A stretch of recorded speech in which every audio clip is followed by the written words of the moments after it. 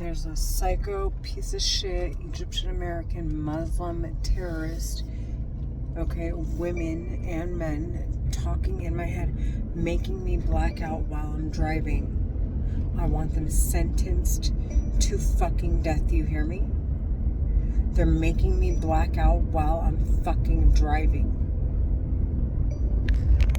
And he's like, why don't you take a fucking snooze, you stupid bitch, while I was fucking driving. Do you hear me? I want those bitches to fucking die. I want the women in fucking caskets. You fucking hear me? Oh, fucking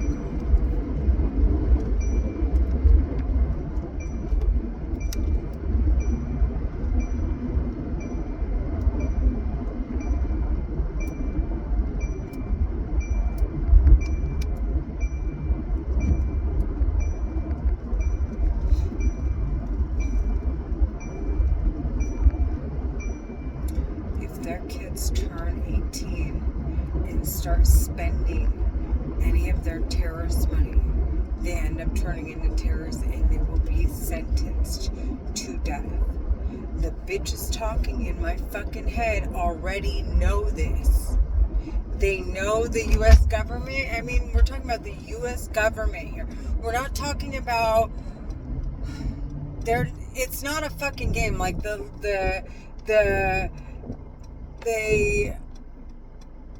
secret societies and the people, the Central Intelligence agents that they have, and these secret societies and these secret people that they have running around, these snipers. They're not a joke. They're actually out there ready to take these terrorists out.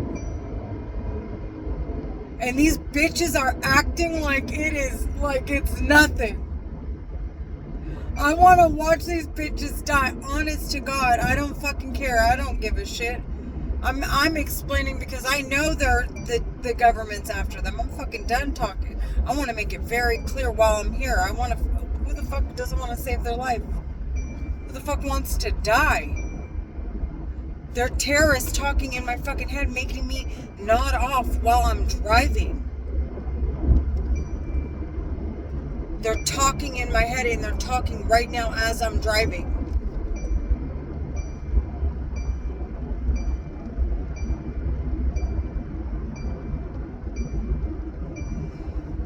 Oh, thank you, God. And these bitches have to explain what it was the cause of my death. They have to explain.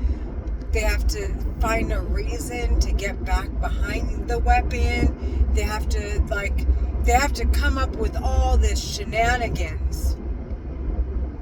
Oh, thank you, God. And as far as I'm concerned, I'm schizophrenic. My medical records, they're saying I'm schizophrenic, so it brings it right back full circle to me. So there's nothing external that needs to be investigated, obviously. And then I'm saying they're terrorists talking inside my head, and I'm recording, so I'm making it clear that the voices that I'm hearing, I'm not hearing outside, because the bitches talking in my head want to find an excuse to further investigate if I were to die.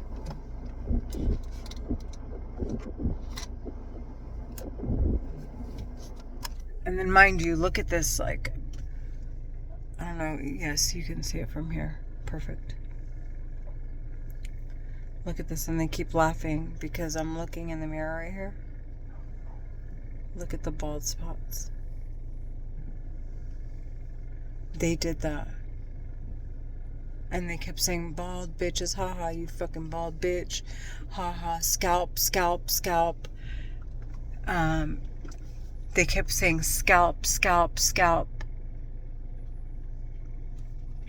And when I was going to work, they were saying, not you, you fucking bitch. Who said you were going to fucking work, you stupid bitch? They ran me out of... So I first, right around the time my dad, right before he passed, I started working for my uncle, right? And that's when I started hearing the voices in my head. And my family was like, Renee, I thought it was them. And so they were like, no, it's not. And I'm like, I didn't believe them. So I moved out. I moved in with my grandma, who was like, sweetheart, it's not your family. Something's wrong. And I was like, it's not. And and my uncle was like, well, come work with me. And I went working with him. But of course, that's my mom's brother. And so, naturally, he sided with her. Then shortly after, I was like, okay, this isn't working. I'm going to go. There was somebody that someone that I grew up with who I went to church with, and I saw him at my uncle's office. And I'm like, oh my gosh, Bish. His name is Bishoy, and we call him Bish for short. And I was like, oh my God, where do you work? Blah, blah, blah. Oh, I'd love to work with you. And he was like, great, join the team. So I sure did. And I started hearing the voices in my head. And this is like when it was like full-fledged. It was like right after my dad died. And they were screaming in my head, talking while I was at the office, got me kicked out of my apartment, had me thinking I was being stalked. And then I was too embarrassed to go back to the office where I was working.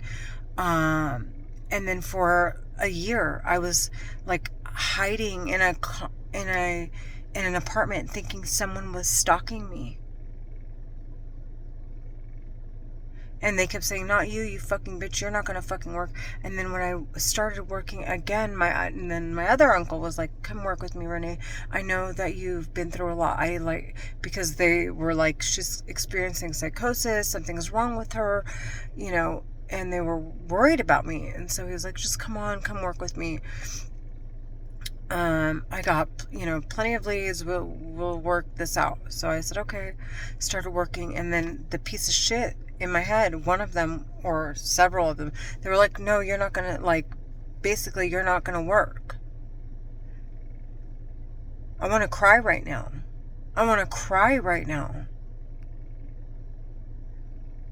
And he invited me on to work, and the terrorists talking in my head would scream in my head, make my hair fall out.